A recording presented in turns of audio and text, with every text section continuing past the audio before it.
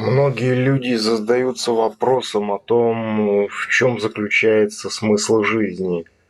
И в этом заключается их основная ошибка, потому как они рассматривают смысл как нечто отдельное от самой жизни. На самом деле смысл жизни неделим от ее самой. Тогда возникает вопрос, а что мы вообще понимаем под жизнью?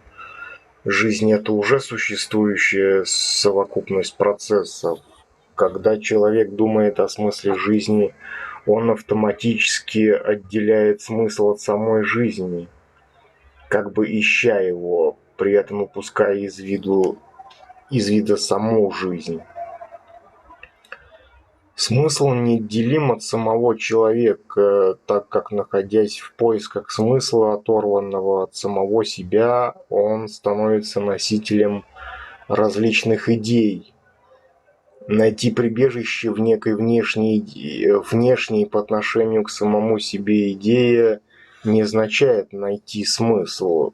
Склонность к следованию внешним идеям абсолютно нормальна, так как эти идеи существуют и поддерживаются общественной средой, в которой живет человек. Я не буду говорить о ложности или правдивости этих идей, так как сам человек не свободен от своей общественной среды.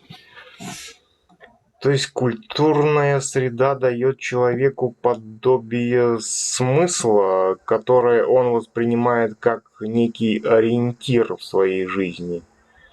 Скорее всего, жизнь человека, который задается вопросом о смысле жизни, кажется ему бессмысленной, потому что он ищет соответствие своему представлению о смысле, которое ему дало общество. В общественном смысле есть ограниченный спектр элементов, которые могут создать в голове человека подобие смысла. И с этой точки зрения такое ограниченное представление о смысле выгодно обществу, так как любая общественная система относится к человеку как к ее элементу, но не как к самостоятельной части. Допустим, культурно внушает человеку представление о том, что деньги – это то, на добывание чего нужно тратить все свое свободное время. И отсюда у человека складывается убеждение о том, что его продуктивность зависит от соотношения количества заработанного к количеству потраченного времени. Даже если это соотношение будет наиболее выгодным, даст ли это смысл? Ведь деньги – это искусственная ценность, придуманная самим человеком. Ее не существует в природе. Деньги – это инструмент общественной жизни. Потребность человека в смысле – это потребность в некой опоре в жизни. И если человек будет искать эту опору в вещах сиюминутных, то и смысл будет сиюминутным. И при этом, что самое главное, он упустит из вида саму жизнь.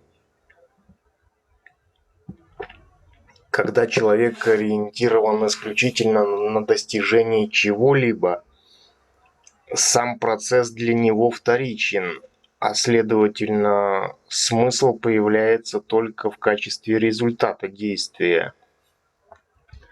Отсюда получается, что смысл не может быть отделим от самой жизни конкретного человека. Так как человек индивидуален, то и смысл его жизни тоже индивидуален, как и он сам. То есть не может быть одного и того же смысла, одинакового для всех. Я имею в виду одинаково значимого смысла.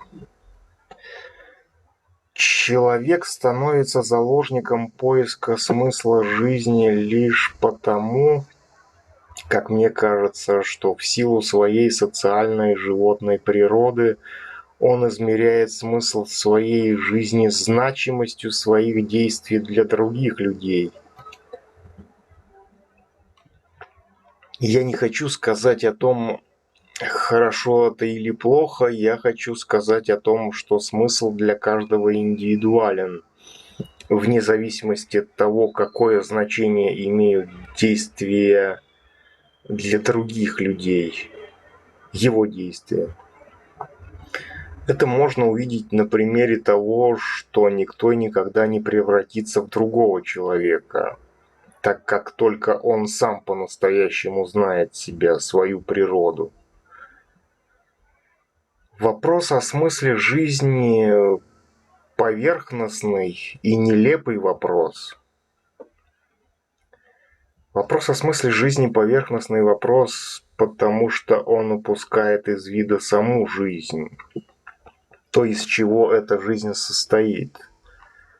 То есть сам вопрос подвергает сомнению уже существующий смысл, потому что смысл может быть только в уже существующих процессах. Этот вопрос возникает как реакция на то, что происходит прямо здесь и сейчас. Но как раз-таки смысла не может быть завтра или послезавтра. Смысл может быть только здесь и сейчас. Тот, кто задает вопрос о смысле жизни, не живет сейчас. Он живет либо в прошлом, либо в будущем, а скорее всего и там, и там. Смысл неотделим от настоящего момента. Современный человек находится в поисках сиюминутных ощущений. Его не устраивает просто жизнь, так как он получит то, что отвлекло бы его от него самого. Ему нужно это как сиюминутная вспышка, потому как он не приемлет самого себя таким, какой он есть. Подзаголовок: человек есть всегда, но только с самим собой. Человек есть всегда, но только с самим собой. Человек всегда существует со своей собственной природой, и поиск внешних смыслов может дать только временную осмысленность.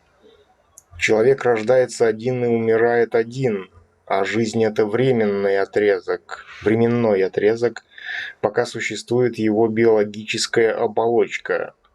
В течение жизни он обрастает связями с другими людьми, которые в большинстве своем живут по тем же шаблонам, которые установило общество. Все дело в том, что зачастую человек относится к тем целям, ориентированность на которые установило общество, как к смыслу собственной жизни. Просиживание в соцсетях, бесконечное зарабатывание денег стали составляющими обыденности человека.